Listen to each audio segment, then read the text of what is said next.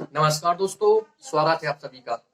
तो चलिए इस वीडियो में हम बात करने वाले हैं अटलांटिक महासागर में पाई जाने वाली समुद्री जलधाराओं के बारे में, महासागरीय जलधाराओं के बारे में, जिसे हम अटलांटिक ओशियन करंट के नाम से जानते हैं, उनके बारे में इस वीडियो में हम बात करने वाले हैं। तो जैसा कि हमने पिछले वीडियो में करंट के बारे में चर्चा की थी कि समुद्री जलधाराएं क्या है, करंट क्या है, तो एक बार पुनः उसको हम बता दें जो समुद्री जलधाराएं क्या है, करंट क्या है। तो जैसा कि आप महाद्वीपीय क्षेत्रों में देखते हैं कि नदियां एक क्षेत्र से दूसरे क्षेत्र में प्रभावित हो रही है। नदियों के माध्यम से जल एक क्षेत्र से दूसरे क्षेत्र में प्रभावित हो रहा है, परंतु नदी जिस क्षेत्र से गुजर रही है एक निश्चित दिशा है, उसकी एक निश्चित वेलोसिटी है।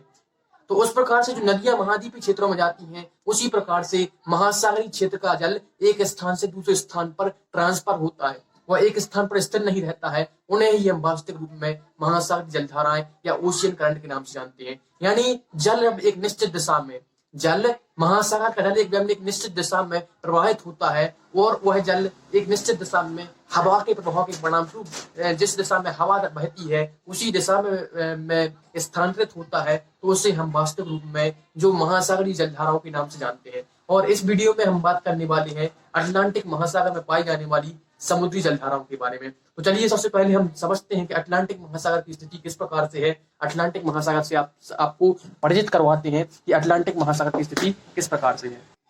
तो यहाँ पर आप अटलांटिक महासागर की स्थिति को देख पा रहे होंगे। यहाँ पर जो अटलांटिक महासागर है वह उत्तरी अमेरिका, दक्षिणी अमेरिका और यूरोप और अफ्रीका के मध्य में स्थित है। इसे हम कहते हैं अटलांटिक महासागर। ठीक, यहाँ पर यह ग्रीनलैंड है, यहाँ पर दक्षिण अमेरिका है या उत्तरी अमेरिका है, यूरोप है या अफ्रीका है। तो इनके मध्य में जो महासागर बसा हुआ है उसे हम कहते हैं, जो महासागर स्थित है उसे हम कहते हैं अटलांटिक महासागर, अटलांटिक ओशियन। ठीक, यह विश्व का दूसरा सबसे बड़ा महासागर है, यानी सबसे बड़ा महासागर, सबसे बड़ा वाटर बॉडी पृथ्वी पर प्रशांत महासागर के रूप में विद्यमान है और दूसरे नंबर पर यह अटलांटिक महासागर आता है। इसके बाद हम बात करते हैं अटलांटिक महासागर की उत्पत्ति किस प्रकार से हुई है। तो हमने महाद्वीपीय प्रवाह सिद्धांत वैगनर के द्वारा जो दिया गया था उसके माध्यम से पढ़ा था कि महाद्वीप किस प्रकार से गति करते हैं। तो उत्तरी अमेरिका महाद्वीप था वह इस यूरोप महाद्वीप से सटा हुआ था। यह जो क्षेत्र था ये उत्तरी अमेरिका महाद्वीप यहां से सटा हुआ था और दक्षिणी अमेरिका महाद्वीप इस अफ्रीका महाद्वीप से जुड़ा हुआ था। तो क्या हुआ, जो महाद्वीप थे, महाद्वीप में गतियां हुई, यानी उत्तरी अमेरिका महाद्वीप इस क्षेत्र में विद्यमान था, अब उसने पश्चिम दिशा की ओर, और दक्षिणी अमेरिका महाद्वीप जो यहाँ पर गिनी की खाड़ी से लगा हुआ था अब उसने पश्चिम दिशा की ओर गति करना प्रारंभ कर दिया। इसके बीच में एक दरार उत्पन्न हो गई और दरार आज इतने व्यापक रूप में बनी हुई है उसे हम अटलांटिक महासागर के नाम से जानते हैं, जो कि एस आकृति के रूप में विद्यमान है। तो चलिए इस वीडियो में हमारा उद्देश्य है कि हम आपको जो अटलांटिक महासागर में पाई जाने वाली महासागरीय जलधाराओं के बारे में परिचित करवाएं।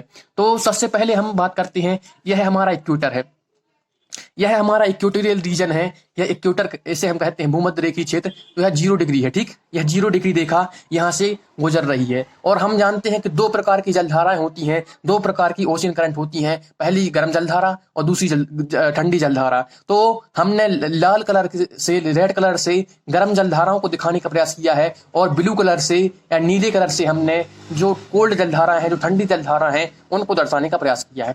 तो यहाँ पर एक जलधारा उत्पन्न होती है, यह गिनी की खाड़ी से उत्पन्न होती है, गिनी की खाड़ी क्षेत्र से, और यह पश्चिमी क्षेत्र में यहाँ पर ब्राजील के तट तक आती है। ठीक, तो यह जो जलधारा आ रही है, यह जो जलधारा है, इसका जो नाम है इसे हम कहते हैं नॉर्थ, यानी उत्तरी अटलांटिक महासागरीय जो करंट, यानी इसे हम कहते हैं नॉर्थ इक्वेटोरियल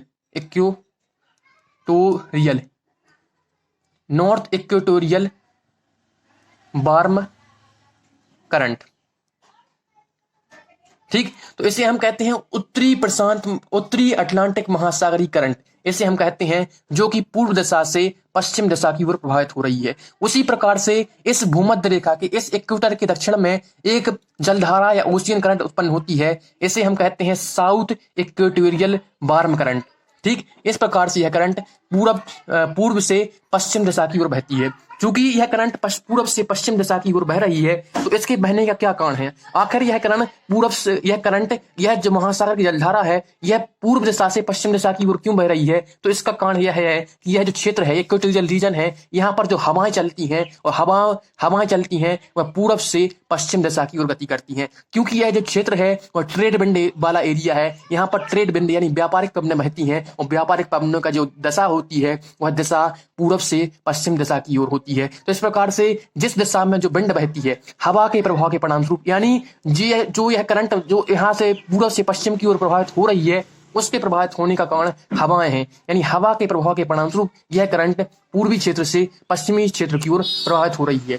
इसके अलावा पृथ्वी की घूर्णन गति भी इसके प्रभावित होने का कारण है, यानी हमारी जो पृथ्वी है यह पश्चिम दिशा से पूर्व दिशा की ओर बढ़ रही है, पश्चिम से पूर्व दिशा की ओर घूमती जा रही है, घूर्णन कर रही है अपने अक्ष पर, जैसे घूर्णन गति कहते हैं। तो उसके परिणाम स्वरूप जो कोरियालिस फोर्स उत्पन्न होता है, तो यहाँ पर जो कोरियालिस फोर्स है, कोरियालिस बल है, इसके परिणाम स्वरूप भी यह जो करंट है, ये नॉर्थ इक्वेटोरियल करंट या फिर साउथ इक्वेटोरियल करंट, यह दोनों करंट यहाँ पर प्रभावित होती हैं। तो इनके प्रभावित होने का सबसे पहले हमने जो करंट पढ़ा है, तो उस करंट के बारे में हमें चार चीजों को समझना होता है। सबसे पहले यह हमारी जो करंट है, यह हमारी गर्म करंट है, क्योंकि इसे हमने रेड कलर से दर्शाया है। दूसरी बात, हमें यह समझना होता है कि इसकी दिशा क्या है। इसकी दिशा चूंकि पूर्व से पश्चिम की ओर इसकी दिशा प्रभावित हो रही है, यानी पूर्व से यह पेरू की खाड़ी से उत्पन्न हो रही है। यहाँ पर पेरू देश है, पेरू की खाड़ी है, तो पेरू की खाड़ी से उत्पन्न होकर यह ब्राजील के तट पर यहाँ पर समाप्त होती है। ठीक, तो इसे हम कहते हैं यह पूर्व से पश्चिम दिशा की ओर प्रभावित हो रही है। ठीक, इसके पश्चात इसके बारे में समझना होगा कि यह करंट क्यों उत्पन्न हो रही है। तो उसका प्रमुख कारण है कि या तो हवाएं उसका कारण है, उसके अलावा पृथ्वी की जो रोटेशन है, पृथ्वी की जो घूर्णन कर रही है इस प्रकार से पृथ्वी, तो पृथ्वी के घूर्णन के परिणाम स्वरूप भी यह जो करंट है वह उत्पन्न हुई है। क्योंकि पृथ्वी के घूर्णन के परिणाम स्वरूप कोरियालिस जो बल होता है, और कोरियालिस बल के प्रभाव के परिणाम स्वरूप जो करंट है वह उत्पन्न होती हैं। तो इस प्रकार से हमने तीन चीजों को समझा कि यह इसका नेचर क्या है, यह गर्म करंट है, यह पूर्व से पश्चिम की दिशा की ओर बढ़ रही है, इसके बहने का क्या कारण है। अब हम बात करते हैं इसका इम्पैक्ट क्या है, इस जो करंट उत्पन्न हुई है उसका इम्पैक्ट क्या है। तो इसका इम्पैक्ट हमें यह जो दक्षिणी अमेरिका है, दक्षिणी अमेरिका महाद्वीप में एक जो क्षेत्र यह देश है, यह तट है, इसे हम कहते हैं, इस देश को कहते हैं ब्राजील। तो यह जो दोनों करंट है यह ब्राजील के तट पर क्या कर रही हैं, यहाँ से वाटर ला रही हैं और यहाँ पर जो जल है इसको विसर्जित कर रही हैं। यहाँ पर जो जल है, यहाँ के जल पर अधिकता हो जाती है, क्योंकि इस क्षेत्र से संपूर्ण जल इस क्षेत्र में आ रहा है, इस क्षेत्र से जल यहाँ पर स्थानांतरित हो रहा है। इसलिए जो ब्राजील का तट है, ब्राजील का तटीय क्षेत्र है, यहाँ पर जल की अधिकता हो जाती है। क्योंकि इसका एक और कारण है क्योंकि यहाँ से एक अमेजन नदी बहती है, अमेजन नदी इसी क्षेत्र में अपना जल विसर्जन करती है। तो इस प्रकार से इस क्षेत्र में जल की अधिकता हो जाती है। तो यहाँ पर जो अमेजन नदी है, क्योंकि हम जानते हैं कि विश्व की सबसे बड़ी नदी है अमेजन नदी है, तो अमेजन नदी की जल मात्रा अधिक है, तो इसलिए यहाँ पर नदी अपने जल को विसर्जित कर रही है और यहाँ पर जो करंट के कारण भी यहाँ पर जल की अधिकता हो रही है, तो इसलिए यहाँ पर जल अधिक मात्रा में इकट्ठा हो जाता है। तो इसके कारण यहाँ पर इसका एक प्रभाव होता है कि यहाँ पर जो अमेजन नदी है, तो अमेजन नदी का जो मुंह है, अमेजन नदी का जो मुहाना है वह सबसे चौड़ा है। इसका कारण यही है कि यहाँ पर दो करंट उत्पन्न हो रही हैं और अमेजन नदी का जो मुहाना है वह सबसे चौड़ा, विश्व में सबसे चौड़ा मुहाना यदि आपसे पूछा जाए तो किस नदी का है, तो यहाँ पर अमेजन नदी का है, जो कि ब्राजील देश में बहती है। इसके बाद यहाँ पर जल की अधिकता के परिणाम स्वरूप क्या होता है, यहाँ पर जल अधिक हो जाता है, तो जल क्या करता है, इस दिशा में एक करंट के रूप में क्या हो जाता है, वापस लौट जाता है, यानी यह पश्चिम से पूर्व दिशा में वापस लौट जाता है, जिसे हम कहते हैं, जिसे हम काउंटर इक्वेटोरियल करंट के नाम से जानते हैं। इसे हम काउंटर इक्वेटोरियल करंट के नाम से जानते हैं, यानी यह जो जल है, यह जल समृद्ध हो जाता है, यह जल सतह के सहारे, इस जल जो समुद्र का जो अटलांटिक ओशियन है उसके बॉटम के सहारे, उसके नितल के सहारे यह जल वापस लौट जाता है। ठीक, तो इसके जल के वापस लौटने का कारण यह है कि यहाँ पर जल की अधिकता हो जाती है। ठीक, तो इसका प्रभाव यही है, इसका एक प्रभाव पड़ता है कि अमेजन नदी का जो मुंह है, जो मुहाना सबसे चौड़ा है, इसके अलावा यहाँ पर जल की अधिकता हो जाती है और जल की अधिकता होने के परिणामस्वरूप यह जल वापस इस दिशा में वापस लौट जाता है। इसके पश्चात यह नॉर्थ इक्वेटोरियल करंट है, यह उत्तरी दिशा की ओर आगे बढ़ती है, यह इस ओर आगे बढ़ती है। यह चूंकि वार्म करंट है, तो यहाँ पर एक देश है वेनेजुला, तो इस वेनेजुला देश के नाम पर इस करंट को हम कहते हैं वेनेजुलाई करंट, वेनेजुएला।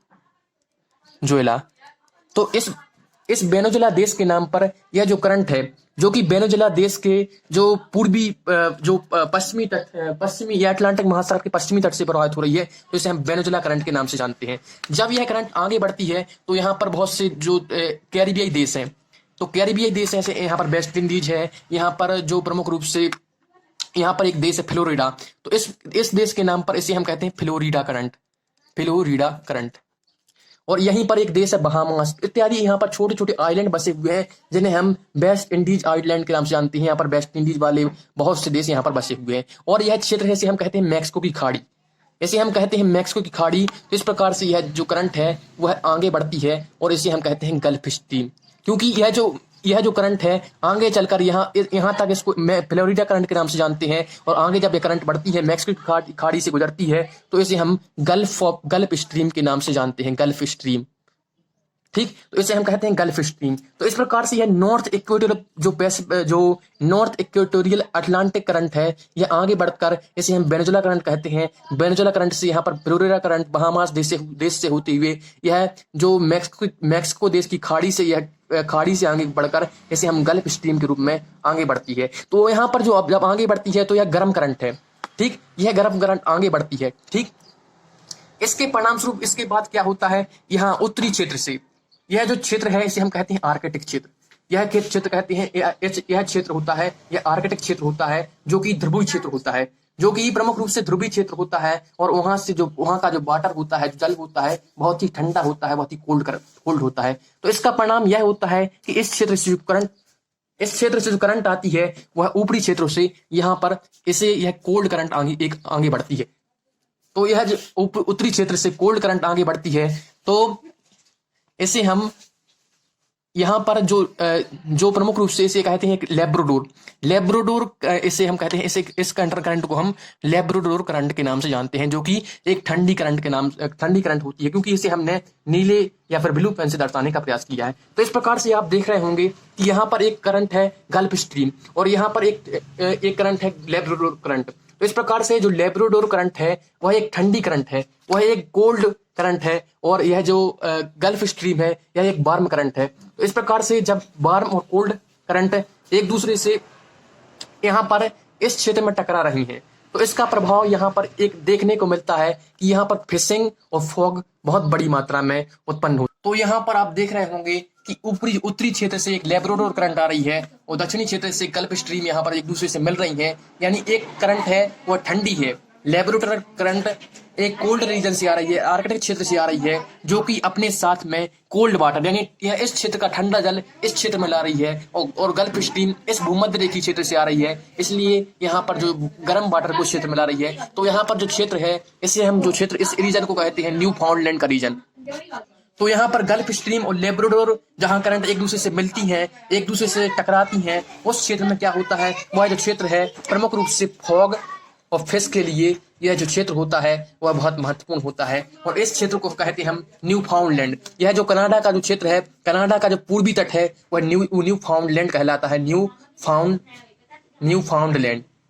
ठीक, तो यह जो क्षेत्र है इसे हम कहते हैं न्यू फाउंडलैंड का एरिया। और न्यू फाउंडलैंड क्षेत्र विश्व के मानचित्र पर यदि आप देखें तो फिश मछली पालन के दृष्टिकोण से सर्वाधिक महत्वपूर्ण होता है और यहाँ पर जो फॉग कंडीशन यहाँ पर बनती है। तो इसके जो कि फॉग और फिश दो यहाँ पर फिनोमेना उत्पन्न हो रहे हैं। तो जो फॉग उत्पन्न होने का जो फिनोमेना है जो कि एटमॉस्फेयर में संपन्न होता है, जो वातावरण है उसमें फॉग उत्पन्न होती है, कोहरा उत्पन्न होता है, उसका कारण यह है। यदि हम इसको अच्छे से समझें, यहाँ पर समझने का प्रयास करें तो आप देख रहे होंगे इस क्षेत्र में क्या हो रहा है। यहाँ पर एक जो गर्म करंट है जिसे हम कहते हैं गल्फ स्ट्रीम, तो गल्फ स्ट्रीम यहाँ पर एक गल्फ स्ट्रीम ठीक इस क्षेत्र में आ रही है और यहाँ पर एक जो दूसरी ठंडी करंट है जिसे हम कहते हैं लेब्राडोर करंट के नाम से हम जानते हैं। तो दो करंट एक दूसरे से मिल रही हैं, दो जलधाराएं, दो विपरीत गुणों वाली जलधाराएं एक दूसरे से जब मिलती हैं तो इसका परिणाम यह होता है कि इस क्षेत्र में कोहरा या फिर धुंध या फिर इसे हम कहते हैं फॉग की कंडीशन यहाँ पर पैदा होती है। तो इस क्षेत्र में फॉग की कंडीशन होने का प्रभाव यही होता है कि जो लेब्राडोर करंट है और ठंडी करंट है और गल्फ स्ट्रीम जो गर्म करंट है, तो लेब्राडोर जो करंट है वह नीचे चली जाती है और यदि मान के चलिए यह जलीय क्षेत्र है, यह चूंकि जलीय क्षेत्र है, तो जलीय क्षेत्र में क्या होता है, यह जो जलीय क्षेत्र है, जल के ऊपर यदि आप वातावरण में जाएं, तो वातावरण में जैसे ही एटमॉस्फेयर में जाएंगे, आप 1 किलोमीटर की ऊंचाई पर जाने पर क्या होता है, 6 डिग्री तापमान में कमी हो जाती है। तो यहाँ पर आप देख रहे होंगे कि लेब्राडोर करंट यहाँ पर क्या है, ठंडी करंट है, तो यहाँ का तापमान तो कम होगा, परंतु जैसे ही आप गल्फ स्ट्रीम की इस ऊपरी क्षेत्र में जाएंगे, तापमान बढ़ जाएगा, जो कि इस क्षेत्र से विपरीत है। यानी एटमॉस्फेयर में 1 किलोमीटर की ऊंचाई पर जो तापमान में कमी हो रही है, यहाँ पर यह कंडीशन एक अपवाद वाली कंडीशन बन जाती है। इसलिए यहाँ पर जो क्षेत्र है, यह क्षेत्र होता है, वो फॉग या कोहरे या फिर धुंध के लिए बहुत महत्वपूर्ण माना जाता है। तो इस प्रकार से यह जो क्षेत्र है, जहां पर जो प्रमुख रूप से फॉग की कंडीशन या धुंध या कोहरे की कंडीशन यहाँ पर बनी रहती है। दूसरी स्थिति, पहली स्थिति को हमने एटमॉस्फेयर में दर्शाने का प्रयास किया, किस प्रकार से वातावरणीय फिनोमेना उत्पन्न होता है, जिस जहां पर दो करंट है, दो विपरीत गुणों वाली करंट है, दो विपरीत गुणों वाली जलधाराएं एक दूसरे से मिलती हैं, तो वहां पर फॉग या फिर कोहरा, डेंस फॉग वहां पर उत्पन्न होता है। ठीक, उसके पश्चात दूसरी कंडीशन यहाँ पर, दूसरा फिनोमेना यहाँ पर उत्पन्न होता है, उसे हम कहते हैं फिशिंग। तो यह जो क्षेत्र होता है न्यू फाउंडलैंड का रीजन, यह जो क्षेत्र है वह दो दृष्टिकोण से, यह एक फॉग और दूसरा फिशिंग के दृष्टिकोण से महत्वपूर्ण है। फिशिंग यहाँ पर क्यों महत्वपूर्ण है, यहाँ पर मछली पालन बहुतायत में होता है, यहाँ पर विश्व के सर्वाधिक मात्रा में मछलियां पाई जाती हैं, मछली पालन पाया जाता है, क्योंकि यह जो क्षेत्र है, इस क्षेत्र में जो गल्फ स्ट्रीम है और लेब्राडोर करंट है, दोनों करंट अपने क्षेत्र से, एक ठंडे क्षेत्रों से, एक गर्म क्षेत्र से आ रही है। तो ये क्या करती है, जब करंट एक दूसरे से क्षेत्र में से प्रभावित होती है, तो इस क्षेत्र से जब करंट आगे बढ़ती है, तो यहाँ पर जितने भी जो भी उसके रास्ते में जो करंट है, अपने रास्ते में जो भी जो फाइटोप्लैंक्टन है, जो भी उसके रास्ते में आता है, सबको बहा कर ले जाती है। और उस प्रकार से, उसी प्रकार से लेब्राडोर करंट भी ऊपरी क्षेत्रों से जो भी उसके रास्ते में आता है, और उसे मतलब जो भी फाइटोप्लैंक्टन उस रास्ते से आते हैं, और इसी क्षेत्र में क्या कर देती है, इकट्ठा कर देती है। तो यह जो क्षेत्र है वह न्यूट्रिएंट्स की दृष्टि से, वह पोषण की दृष्टि से, मछली के फूड की दृष्टि, मछलियों के जो भोजन है उसकी दृष्टि से बहुत महत्वपूर्ण हो जाता है। यहाँ पर उस भोजन की अधिकता हो जाती है। और आप जानते हैं कि जहाँ पर फाइटोप्लैंक्टन होते हैं, वहाँ पर जीव प्लैंक्टन अपने आप विकसित हो जाते हैं। यदि आप मानवीय इतिहास, मानवीय क्षेत्रों को देख लें, तो जहाँ पर वन पाए जाते हैं, वहाँ पर इंसान भी पैदा हो जाते हैं। यदि आप रेगिस्तानी एरिया में चले जाएंगे, तो वहाँ पर मानव की आबादी कम होगी, क्योंकि वहाँ मानव को भोजन नहीं प्राप्त होता है। उसी प्रकार मछली पालन भी यहाँ पर इसलिए होता है, क्योंकि यह जो गल्फ स्ट्रीम और लेब्राडोर करंट अपने अपने क्षेत्रों से क्या लाती हैं, यहाँ पर न्यूट्रिशन लाती हैं, फूड लाती हैं, और यहाँ पर मछली पालन के दृष्टिकोण से मछली जो है, मछली पालन का व्यवसाय इस क्षेत्र में बहुत बड़े स्तर पर होने लगता है। तो इसे यहाँ पर फिशिंग की कंडीशन बन जाती है। तो यहाँ पर दो बैंक स्थापित किए गए हैं, फॉग और फिशिंग की दृष्टिकोण से यहाँ पर दो बैंक हैं। जैसे पहला जो बैंक है उसे हम कहते हैं जॉर्ज बैंक, और दूसरा जो बैंक है उसे हम कहते हैं ग्रैंड बैंक। ठीक, तो यहाँ पर जो दो बैंक हैं वह स्थापित किए गए।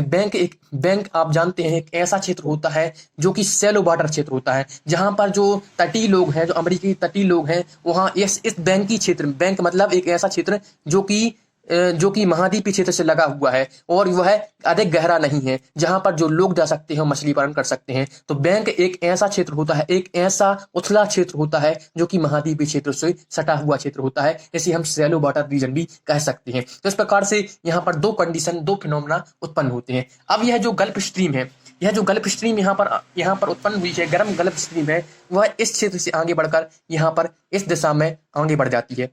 ठीक, इस दिशा में यानी पूर्व दिशा में आगे बढ़ जाती है। पूर्व दिशा में इस प्रकार से गल्फ स्ट्रीम क्या करती है, आगे बढ़ जाती है। ठीक, आप देख रहे होंगे यह जो गल्फ स्ट्रीम है, जो कि वार्म करंट है, यह पर इस दिशा में, पूर्व दिशा में आगे बढ़ रही है। परंतु क्या कारण है कि यह जो गल्फ स्ट्रीम है, यह एक क्षेत्र में क्या कर रही है, तो आपने देखा होगा, आपने अभी देखा कि नॉर्थ इक्वेटोरियल करंट है, यह पश्चिम दिशा में बढ़ रही थी, परंतु यह जो गल्फ स्ट्रीम की जो आगे शाखा है वो है पूर्व दिशा में बढ़ी है। तो यहाँ पर यह जो क्षेत्र होता है, यह पश्चिम पवनों का क्षेत्र होता है। यहाँ पर जो हवाएं होती हैं वह पश्चिम दिशा से पूर्व दिशा की ओर चलती हैं। इसलिए जो करंट है इसे हम कहते हैं, अटलांटिक करंट। इसे हम कहते हैं अटलांटिक, नॉर्थ अटलांटिक ड्रिफ्ट के नाम से इसे हम जानते हैं। तो इसे हम नॉर्थ अटलांटिक ड्रिफ्ट कहते हैं। और ड्रिफ्ट, चूंकि यहाँ पर ड्रिफ्ट एक ऐसी जो करंट ही होती है, करंट का छोटा भाग होता है ड्रिफ्ट, तो ड्रिफ्ट का प्रभाव ऐसा ही होता है कि हवा के प्रभाव के परिणाम स्वरूप जब जो करंट है उसकी जलधारा जब उसकी दिशा परिवर्तित हो जाए तो उसे हम कहते हैं ड्रिफ्ट। तो इसे हम कहते हैं नॉर्थ अटलांटिक ड्रिफ्ट के नाम से इसे जानते हैं। इसकी दिशा होती है पश्चिम से पूरब की दिशा की ओर होती है, क्योंकि यह जो क्षेत्र होता है पछुआ पवनों का एरिया होता है। यहाँ पर जो पछुआ पवन है, जो वेस्टर्लीज विंड है, यहाँ पर प्रभावित होती है। तो इस प्रकार से जो यह गर्म करंट है इसे हम कहते हैं नॉर्थ अटलांटिक ड्रिफ्ट। यह इस दिशा में आगे बढ़ जाती है और यह यूरोप है, यूरोप के पश्चिमी क्षेत्र में आगे बढ़ती है। तो आप देख रहे होंगे कि जब यह करंट आगे बढ़ रही है तो यह पश्चिमी यूरोपीय क्षेत्र में आगे बढ़ती है। यह जो क्षेत्र है इसे हम कहते हैं, यह देश है इसे हम कहते हैं ब्रिटेन या इंग्लैंड, जिसने भारत पर कब्जा किया था। तो यह अंग्रेजी क्षेत्र से इस क्षेत्र में दो भागों में यहाँ पर बट जाती है और यह करंट है आगे इस प्रकार से आगे मिलती है, तो इस प्रकार से यहाँ पर आगे बढ़ जाती है। तो यह जो क्षेत्र होता है, यह जो यूरोपीय क्षेत्र है वह बहुत ही कोल्ड रीजन होता है। यह जो क्षेत्र है बहुत ही ठंडा क्षेत्र होता है। यहाँ के जो लोग होते हैं वो वहाँ पर बहुत ही कम टेम्परेचर में क्या कर रहे हैं, जीवन यापन कर रहे होते हैं। इसलिए यहाँ पर जो तापमान होता है वो कभी कभी माइनस में भी रहता है। इसलिए यहाँ के लोगों को जो यहाँ पर जो कोल्ड करंट चलती है, जो एक प्रकार से हम कहें शीत लहर, यहाँ पर शीत लहर का सामना करना पड़ता है। परंतु जब यह नॉर्थ अटलांटिक ड्रिफ्ट आगे बढ़ती है तो यह क्या करता है, गर्म करंट है तो इस क्षेत्र के तापमान को क्या कर देती है, बढ़ा देती है। तो यहाँ के लोगों के लिए यह जो करंट आगे बढ़ रही है, यह जो करंट है यह किस प्रकार से एक कम्बल की तरह क्या करती है, काम करती है। यहाँ के लोगों को राहत देने का कार्य करती है, यहाँ के तापमान को क्या कर देती है, इंक्रीज कर देती है। इसलिए इस क्षेत्र के तापमान को हम विश्व का सबसे अच्छा एटमॉस्फेयर कहते हैं। सबसे अच्छा विश्व का तापमान इसी पश्चिमी यूरोप के क्षेत्र में पाया जाता है, क्योंकि यहाँ पर जो ठंडी का जब मौसम होता है तो यहाँ पर ठंड अधिक मात्रा में पाई जाती है। परंतु जब जो नॉर्थ अटलांटिक ड्रिफ्ट आती है, जो कि गर्म होती है, जो गर्म करंट होती है, तब वह आती है तो यहाँ के तापमान को इंक्रीज कर देती है। यहाँ के जो बंदरगाह हैं वह बहुत नहीं खुल पाते अगर यह जो करंट ना आती। यहाँ पर जो जलयान है, वहाँ पर जो बंदरगाह है, यहाँ पर जो ट्रांसपोर्ट है वह नहीं हो पाता यदि यहाँ पर क्या होता, यहाँ पर यह करंट नहीं होती। अब यह करंट चूंकि आगे बढ़ जाती है और यह जो क्षेत्र होता है 66 डिग्री, इसे कहते हैं 66 डिग्री उत्तरी अक्षांश। यहाँ जो क्षेत्र है यह 66 डिग्री उत्तरी अक्षांश पर एक बंदरगाह बसा हुआ है। एक बंदरगाह है जिसे हम कहते हैं मरमस्क बंदरगाह। यह रूस के एरिया में एक बंदरगाह है जिसे हम कहते हैं मरमस्क बंदरगाह के नाम से हम जैसे जानते हैं। तो यह मरमस्क तो ठीक, तो यहाँ पर एक मरमस्क बंदरगाह है जो कि इसे हम कहते हैं, यह जो क्षेत्र है यह नॉर्वे, स्वीडन, फिनलैंड का क्षेत्र है और इसी के पूर्वी क्षेत्र में क्या है, यहाँ पर मरमस्क बंदरगाह है जो कि शीत के समय भी क्या होता है, खुला रहता है। यहाँ पर यह पूरे 12 महीने खुला रहता है। इसका कारण यही है कि यहाँ पर गल्फ जो वार्म करंट है यहाँ पर क्या कर रही है, प्रवेश कर रही है। इस वार्म करंट के कारण यह जो बंदरगाह है यहाँ क्या कर रहा है, यह खुला हुआ है। तो यह बहुत बड़ी बात है कि 66 डिग्री उत्तरी क्षेत्र में, जो कि एक बर्फीला क्षेत्र है, एक रसिया का रीजन है, तो वहाँ पर जो बंदरगाह है वह बरस भर खुला रहता है। यह इस करंट का ही कमाल है। तो इस प्रकार से यह जो करंट की हमने बात की, तो नॉर्थ अटलांटिक ड्रिफ्ट है वह जब पश्चिमी यूरोपीय क्षेत्र में जाती है तो वहाँ के जो वेदर है, वहाँ का जो क्लाइमेट है उसको अचानक से इंक्रीज कर देती है, वहाँ के तापमान को बढ़ा देती है और वहाँ के लोगों को एक प्रकार से राहत देने का कार्य करती है। इस प्रकार से हमने बात की नॉर्थ अटलांटिक ड्रिफ्ट के बारे में। ठीक, इसके बाद हम बात करते हैं जो हमने अभी तक पढ़ा था, लैब्राडोर करंट। यहाँ पर आप देख रहे होंगे लैब्राडोर करंट के बारे में। यहाँ पर जो लैब्राडोर करंट थी यह आर्कटिक क्षेत्र से आती है या ठंडे क्षेत्रों से इस गर्म क्षेत्र में आ रही है। तो जब इस क्षेत्र में आती है तो अब इसका जो प्रभाव है वो इस दिशा में बढ़ जाता है, इस दिशा में आगे बढ़ जाती है और इस प्रकार से यह आगे बढ़ती है।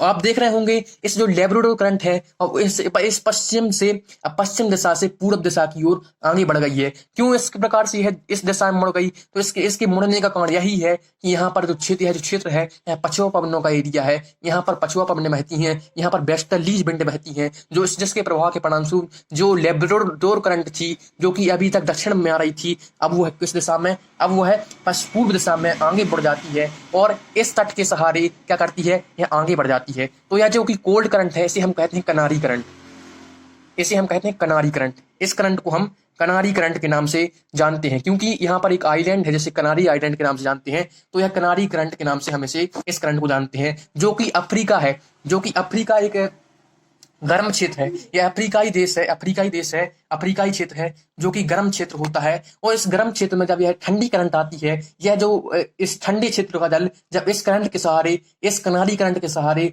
इस गर्म क्षेत्र में आता है, तो यहाँ के लोगों को एक प्रकार से जो तापमान की अधिकता होती है, इस पश्चिमी क्षेत्र के लोगों को क्या मिलता है, तापमान में क्या मिलती है, राहत मिल जाती है। यहाँ के लोग इस करंट के पर निर्भर रहते हैं, क्योंकि यहाँ के तापमान बहुत अधिक मात्रा में पाया जाता है। तो इस प्रकार से यह कोल्ड क्षेत्र से यह वार्म क्षेत्र में यह कनारी करंट आ रही है। तो इस प्रकार से आप देख रहे होंगे कि जो यहाँ पर एक सर्कल बन गया है, यहाँ पर हमने चर्चा की थी, शुरुआत हमने जब की थी, तो यहाँ पर नॉर्थ इक्वेटोरियल करंट से जब यह करंट आगे बढ़ रही थी, उसे हम वेनेजुएला करंट या फ्लोरिडा करंट, उसके बाद यह गल्फ स्ट्रीम के रूप में बदल रही थी। उसके पश्चात यह नॉर्थ अटलांटिक ड्रिफ्ट के रूप में यहाँ पूर्वी दिशा की ओर बढ़ रही है, और इसके पश्चात यह जो करंट है यह कनारी करंट के रूप में नीचे आ रही थी। तो इस प्रकार से यहाँ पर एक सर्कल बन गया जिसकी दिशा घड़ी की सुई की दिशा में है। आप देख रहे होंगे एक प्रकार सर्कल बन रहा है, इसे हम घड़ी की सुई की दिशा में सर्कल बनता है। तो इसे हम कहते हैं ड्रिफ्ट का, इसे हम कहते हैं गायर, इसे हम कहते हैं गायर। तो गायर एक ऐसा क्षेत्र होता है जो कि चारों ओर से क्या होता है, करंट से घिरा हुआ क्षेत्र होता है। एक खुला समुद्री क्षेत्र होता है, खुला ओशियन वाटर होता है जो कि चारों ओर से करंट से घिरा होता है, जो कि महासागरीय जलधाराओं से घिरा हुआ क्षेत्र होता है, उसे हम गायर कहते हैं। तो इसे हम क्या कहते हैं, गायर कहते हैं। तो इसे हम अटलांटिक गायर के नाम से जानते हैं। इसे हम कहते हैं ट्रॉपिकल अटलांटिक गायर, अटलांटिक गायर। तो इसे हम कहते हैं ट्रॉपिकल अटलांटिक गायर, क्योंकि यह जो गायर है वह क्लॉकवाइज है। तो ट्रॉपिकल अटलांटिक क्लॉकवाइज गायर के नाम से इसे हम जानते हैं। और गायर एक ऐसा क्षेत्र हो सकता है, ऐसा खुला हुआ क्षेत्र होता है जो कि चारों ओर से समुद्री जलधाराओं से घिरा हुआ क्षेत्र होता है। यहाँ पर आप बता दें, यहाँ पर एक और विशेषता है, इस क्षेत्र में क्या पाया जाता है, यहाँ पर सारगेसम, एक प्रकार से सारगेसम नाम की एक घास पाई जाती है। यहाँ पर यह जो क्षेत्र है, यहाँ पर सारगेसम नाम की घास पाई जाती है, और यहाँ पर यह बहुतायत में पाई जाती है। इसलिए यह क्षेत्र में इसे हम कहते हैं सारगेसम सी के नाम से भी इस क्षेत्र को हम इस जो खुले हुए जो ओपन सी है, इसको हम सारगेसम सी के नाम से जानते हैं। और यह विश्व का एकमात्र ऐसा सी है जो कि बिना किसी तटरेखा का है। यानी जो समुद्र होते हैं, सी होते हैं, सी और ओशियन, यहाँ पर दो टर्मिनोलॉजी है। तो यह सारगेसम सी है। तो जो सी होता है, जो समुद्र होता है, वो है तट के निकट होता है। जैसे आपने जापान सी के बारे में सुना होगा, जैसे आपने दक्षिण चीन सागर के बारे में सुना होगा। तो इस प्रकार से जैसे आपने हिंद महा जो जापान सागर है, जैसा कि आपने दक्षिण चीन सागर के बारे में सुना होगा। तो इसी प्रकार से उनकी जो सागर है वह जापान देश के पास में है। आपने दक्षिण चीन के सागर के बारे में सुना होगा, तो उसकी जो सीमा है वो तटवर्ती क्षेत्र से लगती है, परंतु यह एकमात्र ऐसा सारगेसम सी एकमात्र ऐसा सी है जो कि खुले समुद्र के बीचों बीच स्थित है। इस प्रकार से यह हमने बात की जो उत्तरी अटलांटिक महासागर है, जो नॉर्थ अटलांटिक महासागर में एक गार उत्पन्न हो रहा है, इसे हम कहते हैं गार, नॉर्थ अटलांटिक ट्रॉपिकल क्लॉकवाइज गायर, क्योंकि यह घड़ी की दिशा में, घड़ी की सुई की दिशा में इसका यह गायर बन रहा है। इसके पश्चात यहाँ पर जो आप देख रहे हो, यहाँ पर एक ग्रीनलैंड है। ग्रीनलैंड एक जो देश है, यह देश के पश्चिम में, इस देश के पूर्वी भाग में या पूर्वी भाग में एक करंट प्रभावित होती है। इसे हम कहते हैं कोल्ड करंट। इसे हम कहते हैं यह कोल्ड करंट प्रभावित हो रही, यह कोल्ड करंट है। तो यह आर्कटिक क्षेत्र से इस क्षेत्र में क्या आती है, एक कोल्ड करंट आती है। उसके पश्चात इसी क्षेत्र में क्या हो रही है, यह एक करंट और प्रभावित हो रही है, जो यहाँ पर एक देश है जिसे हम कहते हैं आइसलैंड। यहाँ पर एक देश है आइसलैंड। तो आइसलैंड के इस क्षेत्र में यहाँ पर इसकी जो गल्फ स्ट्रीम थी, गल्फ स्ट्रीम की एक शाखा ऊपरी क्षेत्र में बढ़ जाती है इस प्रकार से। तो गल्फ स्ट्रीम की जो धारा है, इसे हम हेरमिंगर करंट के नाम से जानते हैं, हेरमिंगर।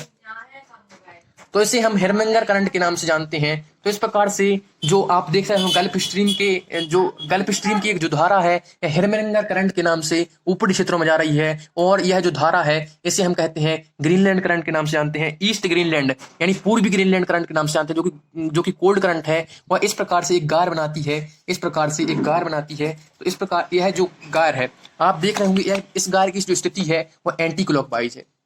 आप देख रहे होंगे इसकी गार है वह एंटी क्लॉकवाइज दिशा में क्या कर रहा है, घूर्णन कर रहा है, एंटी क्लॉकवाइज है। और गार के बारे में हमने बताया था, गार एक ऐसा क्षेत्र होता है जो कि एक खुला हुआ रीजन होता है, इसके चारों ओर क्या होती है, ओशन करंट बहती है।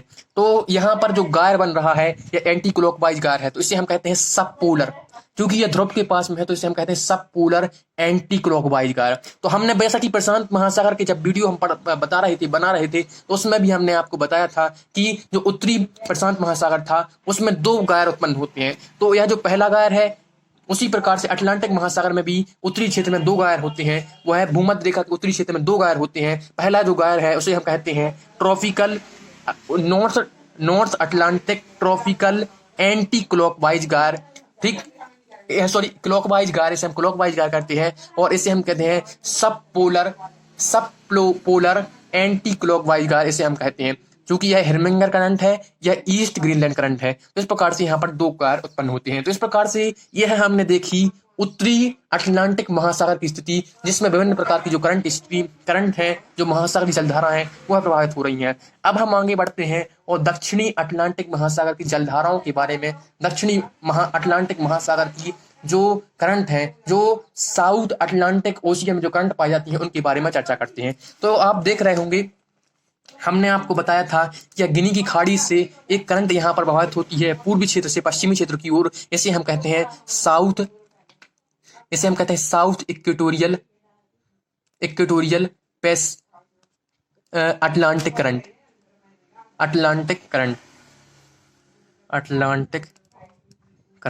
ठीक है, तो इसे हम कहते हैं साउथ इक्वेटोरियल अटलांटिक करंट के नाम से जानते हैं, जो कि पूर्व दिशा से पश्चिम दिशा की ओर बह रही है। अब यह है जो ब्राजील के तट पर जब यह टकराती है, उसके पश्चात यह करंट दक्षिण दिशा में ऐसे प्रकार से मुड़ जाती है। तो इस करंट को जो कि दक्षिण दिशा में जो कि मुड़ गई है, यह भी एक प्रकार की वार्म करंट है। क्योंकि यह जो करंट है, यह प्रकार की वार्म करंट है। जब यह करंट आगे बढ़ती है तो इसे हम कहते हैं ब्राजील करंट के नाम से इसे हम जानते हैं, जो कि एक प्रकार की गर्म करंट है। और इसके दक्षिणी क्षेत्र में यहाँ पर क्या है, यहाँ पर यह जो क्षेत्र है, यह अंटार्कटिका, यहाँ पर अंटार्कटिका महासागर का एक महाद्वीप का क्षेत्र है। और यहाँ से एक करंट उत्पन्न हो रही है, इसे हम कहते हैं फॉकलैंड करंट।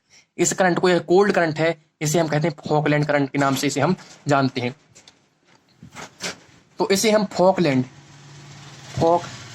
करंट के नाम से इसे हम जानते हैं। तो आप देख रहे होंगे यहाँ पर ब्राजील करंट और फॉकलैंड करंट एक दूसरे से इस क्षेत्र में क्या कर रही हैं, मिल रही हैं। और हमने आपको बताया था कि जब 2 करंट एक दूसरे से विपरीत गुण वाली 2 करंट एक दूसरे से मिलती हैं तो क्या होता है, उस क्षेत्र में फॉग और फिशिंग की कंडीशन उत्पन्न होती है। जैसा कि हमने उत्तरी अटलांटिक महासागर की स्थिति के बारे में यहाँ पर आपको बताया कि फॉग और फिशिंग कंडीशन यहाँ पर उत्पन्न होती है, उसी प्रकार से यहाँ पर ब्राजील करंट और फॉकलैंड करंट एक दूसरे से मिल रही हैं, उसी प्रकार की स्थिति इस क्षेत्र में भी क्या हो रही है, उत्पन्न हो रही है। तो इस प्रकार से जो फॉकलैंड करंट है जब आगे बढ़ती है तो उसे हम कहते हैं अंटार्कटिका करंट। इसे हम कहते हैं सरकम अंटार्कटिका करंट। इसे हम कहते हैं सरकम अंटार्कटिका करंट। ठीक, तो इसे हम सरकम अंटार्कटिका करंट के नाम से जानते हैं। और यह जो करंट है, यह पश्चिम दिशा से पूरब दिशा की ओर आगे बढ़ रही है। यह सरकम जो अंटार्कटिका करंट है, यह पश्चिम दिशा से पूरब दिशा की ओर आगे बढ़ती है। इसका कारण यही है कि यह जो क्षेत्र है पश्चिम पवनों का एरिया है। और हम जानते हैं जो करंट है वो हवा के प्रभाव के परिणामस्वरूप उसी दिशा में क्या होती है, आगे बढ़ जाती हैं। तो इसे हम कहते हैं सरकम अंटार्कटिका करंट के नाम से जानते हैं, जो कि कोल्ड करंट है। यह जो करंट है, जब इस अफ्रीकाई महाद्वीप है, जो अफ्रीका महाद्वीप के इसके दक्षिणी तट से टकराती है, तो इससे क्या होता है, यह ऊपरी दिशा में आगे बढ़ जाती है, यह उत्तर की ओर आगे बढ़ जाती है। और इसे हम कहते हैं बेंगुला करंट। यहाँ बेंगुला करंट के नाम से इसे जानते हैं। यहाँ पर एक देश है अंगोला देश में एक तटवर्ती क्षेत्र है, उसे हम कहते हैं बेंगुला। तो यह बेंगुला के नाम पर इस करंट को भी हम बेंगुला करंट के नाम से जानते हैं। यह कोल्ड करंट होती है। तो इस प्रकार से आप देख रहे होंगे यहाँ पर भी एक गायर उत्पन्न हो गया है। और गायर हमने बताया एक ऐसा रीजन होता है जो कि चारों ओर से करंट से घिरा हुआ होता है। और यह जो गायर है वह घड़ी की सुई की विपरीत दिशा में है। तो इसे कहते हैं ट्रॉपिकल साउथ अटलांटिक ओशियन, क्योंकि यह दक्षिणी अटलांटिक महासागर है। साउथ अटलांटिक ओशियन जो एंटी क्लॉकवाइज गायर। तो इसे हम कहते हैं दक्षिणी अटलांटिक एंटी क्लॉकवाइज गायर।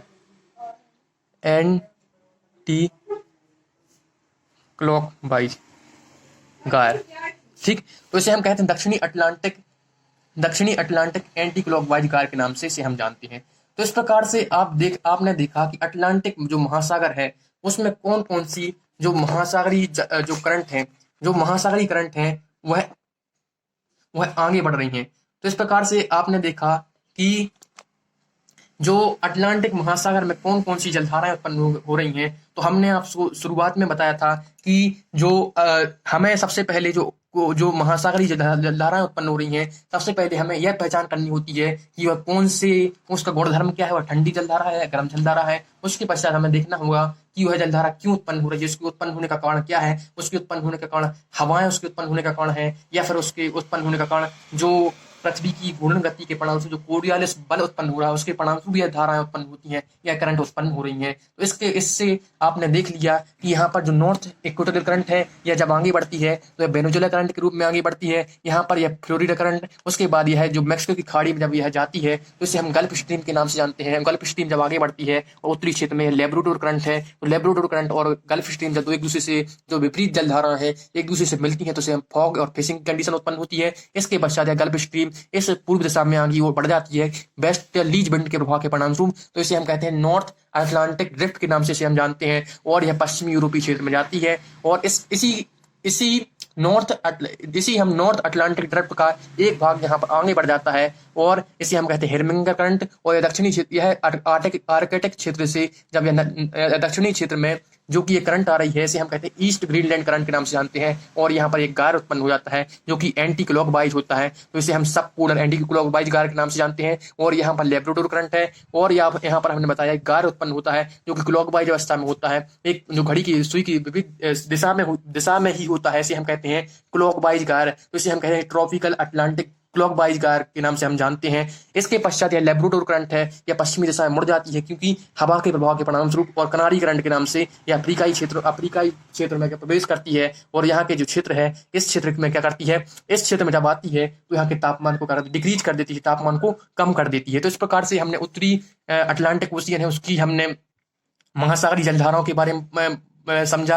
उसके पश्चात हमने आपको बताया जो साउथ यहाँ पर एक करंट उत्पन्न हो रही है, यह पेरू की खाड़ी से उत्पन्न होती है, इसे हम कहते हैं साउथ इक्वेटोरियल अटलांटिक करंट के नाम से इसे हम जानते हैं। यह पूर्व से पश्चिम दिशा की ओर आगे बढ़ती है और इसका दक्षिण जो विस्तार होता है वह ब्राजील करंट के रूप में, इस ब्राजील देश के नाम पर यह गर्म करंट आगे बढ़ती है। और यहाँ पर जो करंट है यह फॉकलैंड करंट से यहाँ पर मिलती है और वहां पर पुनः वही कंडीशन उत्पन्न होती है जिससे हम कहते हैं यहाँ पर फॉग और फिशिंग की कंडीशन उत्पन्न होती है, क्योंकि दो विपरीत प्रकार की जो जलधाराएं एक दूसरे से मिल रही हैं, आप देख रहे होंगे यहाँ पर। और उसके पश्चात यहाँ पर यह जो करंट है फॉकलैंड करंट जब आगे बढ़ती है तो इसे हम कहते हैं सरकम अंटार्कटिका करंट के नाम से इसे हम जानते हैं। यह सरकम अंटार्कटिका महाद्वीप है, अंटार्कटिका जो कि महाद्वीप है उसके नाम पर यह करंट पड़ती है, तो इसे हम कहते हैं सरकम अंटार्कटिका करंट के नाम से जानते हैं। जब यह करंट अफ्रीकाई महाद्वीप के दक्षिणी तट से टकराती है और आगे बढ़ जाती है, उत्तरी क्षेत्र में आगे बढ़ जाती है, तो इसे हम कहते हैं बेंगुला करंट। तो बेंगुला करंट के माध्यम से यह जो करंट है अब यह पूरा एक सर्कल पूरा कर लेती है, इसे हम कहते हैं गार। तो यहाँ पर दक्षिणी जो भूमध्य रेखा के दक्षिण में एक गार उत्पन्न होता है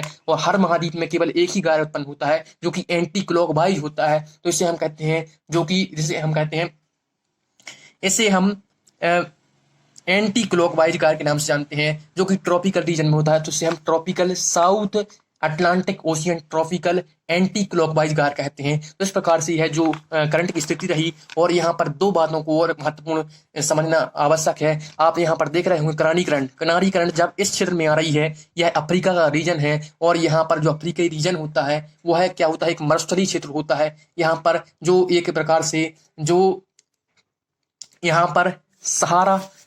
यहाँ पर सहारा मरुस्थल की स्थिति विद्यमान है। तो आप देख रहे होंगे जो कोल्ड करंट के सहारे क्या हो रहा है, यहाँ पर मरुस्थल की स्थिति बन रही है। उसी प्रकार से आप यहाँ पर देख रहे होंगे यहाँ पर एक बेंगुला करंट है। तो बेंगुला करंट के इस क्षेत्र में दो प्रकार के, एक नाबीम और कालाहारी,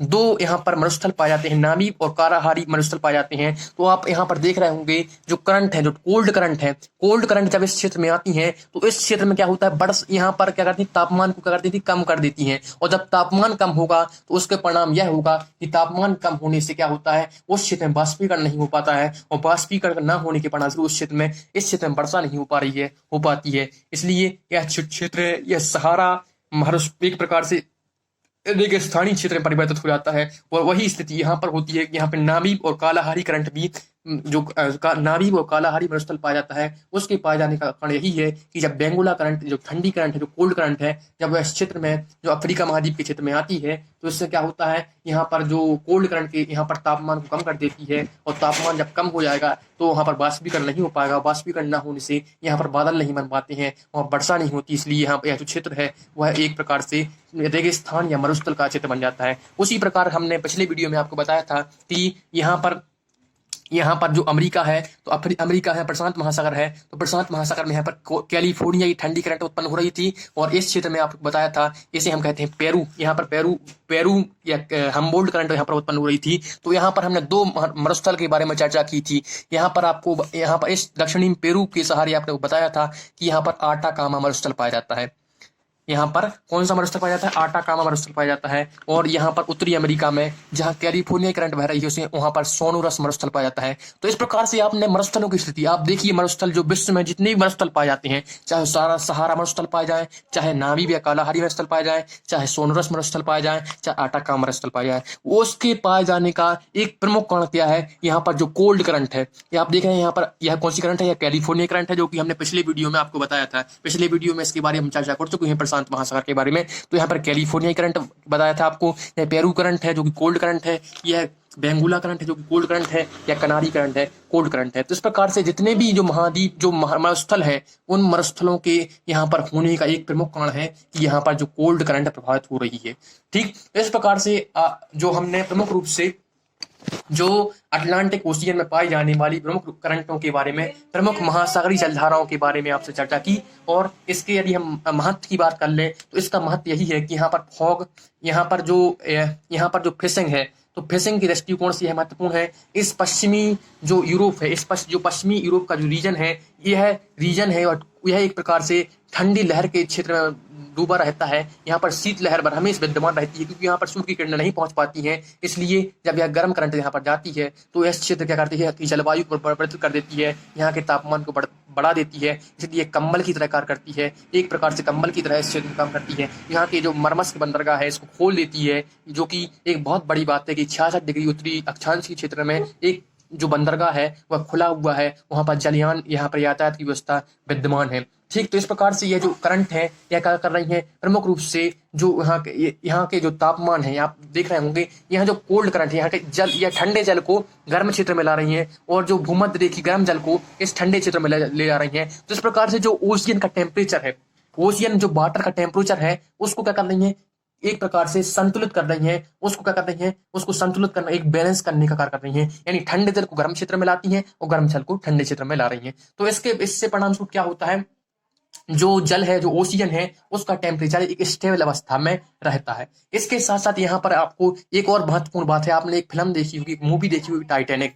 तो टाइटैनिक जो जहाज था वह एक हिमखंड से टकरा गया था, आपने स्टोरी देखी होगी। एक भूखंड जो कि एक बर्फ का टुकड़ा था उससे टकरा गया था, बर्फ का टुकड़ा बहुत ही विशाल टुकड़ा था, उससे टकरा गया था। उसके टकराने का यही जो क्षेत्र है, न्यू फाउंडलैंड का रीजन में ही वह टकराया था, अटलांटिक महासागर में वह टकराया था। उसके टकराने का कारण यही था क्योंकि यहाँ पर फॉग की स्थिति बन रही है। यहाँ पर क्या बन रहा है? यहाँ पर कोहरा बन रहा है। वो कोहरे के कारण जो टाइटैनिक जहाज था, टाइटैनिक जहाज के जो मेंबर थे, जो क्रू था, जो चलाने वाला था, उसको फॉग के कारण जो आगे की चीजें दिख नहीं पा रही थी, वहां पर कोहरा अधिक था, इसलिए एक हिमखंड यहाँ से इस जहाज से टकरा गया था और यह जहाज, टाइटैनिक जहाज इसी क्षेत्र में डूब गया था। तो इस प्रकार से यह जो ओशियन करंट है वह विभिन्न रूप से हमारे लिए महत्वपूर्ण है, विभिन्न रूप से हमारे लिए अत्यंत महत्वपूर्ण होती है। तो इस प्रकार हमने यहाँ पर अटलांटिक महासागर की करंट के बारे में चर्चा की, और अगले वीडियो में हम हिंद महासागर में पाई जाने वाली कौन कौन सी करंट पाई जाती है उसके बारे में हम अगले वीडियो में बात करेंगे। तब तक के लिए आपसे धन्यवाद, और इस वीडियो को यदि आपको पसंद आया हो तो लाइक, शेयर और सब्सक्राइब करने का प्रयास करें। धन्यवाद।